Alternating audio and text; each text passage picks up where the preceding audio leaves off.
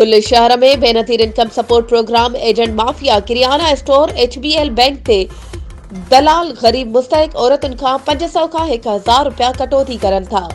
Benazir income support programme में सुबह खां शाम ताईं औरतूं वेहण ते मजबूर। औरतुनि जो चवणु आहे त डिवाइस होल्डर पंहिंजी मनमानी कंदे मनपसंद माण्हुनि खे पैसा कढी ॾियनि था।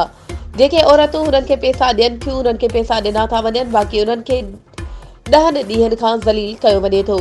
असांजे घरनि में अटो खाइण जे लाइ नाहे, बचा बुखनि ते वेठा आहिनि, पर इंतज़ामिया नोटिस नथी वठे।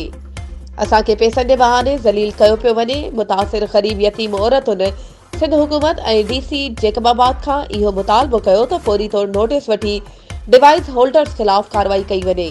HBL बैंक ते दलालनि हिक औरत खे धिका ॾेई केरे छॾियो, जंहिंजे करे औरत बेहोश थी किरी पई।